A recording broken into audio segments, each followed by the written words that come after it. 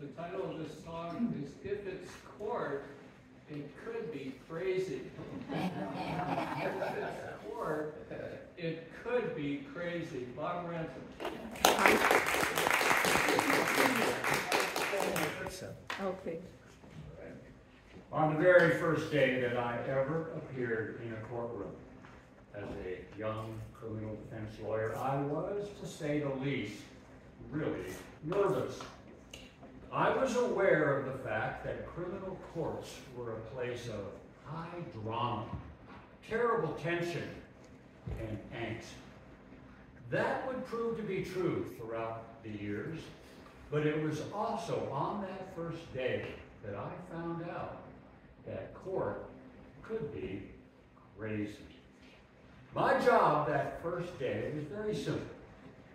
Talk to every prisoner who had been arrested the day before to get information about their ties to the community so that I could argue for a reduced bail later on that morning. One young man, I'll never forget his name, Falco Birch, which was going to be a prophetic name, refused to answer my questions. He would not tell me where he lived.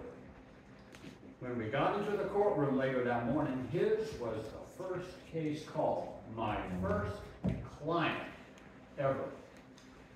The judge asked him, "Mr. Birch, where do you live?" And Falco replied, "In a tree." The judge, a veteran of the criminal courts, said, "Well, which tree is it, Mr. Birch?" And Falco replied, "Third tree from the corner." As they took Falco back to jail to further contemplate where he lived, I realized this could be nuts, and that would turn out to be true. Many times in the court, craziness came in the form of the unexpected, a surprise. Such was the case with Lydia Chavez. Lydia was charged with first-degree murder, plunging a knife deep into her husband's heart, demonstrating the downside of love, and giving new meaning to the words matters of the heart. When the sheriff brought Lydia into the courtroom in front of the jury, I was horrified. She was wearing her jail clothes, and I threw a fit. "Judge, this is prejudicial. You have to let her wear street clothes." The judge agreed. They took her back to jail, and when Lydia came back into the courtroom in front of the entire jury panel, I was beyond horrified. She was wearing a sleeveless dress, and on her shoulder was a tattoo of a big knife. And the words, "Born to Kill," tattooed. Many times in court, the greatest tension led to the greatest degree of craziness. Such was the case in first-degree murder trials. My very first murder trial, I was petrified. The very first moment that I was going to talk to the jury, I was worried, will words come out of my mouth? But I had a plan.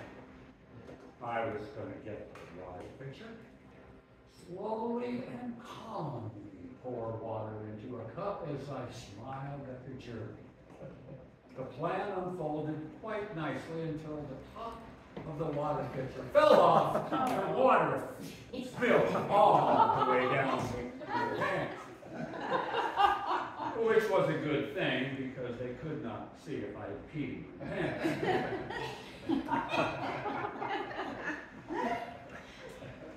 The highest tension was death penalty. In one death penalty trial, my plan was to talk to the jury and find out everything I could about their personality.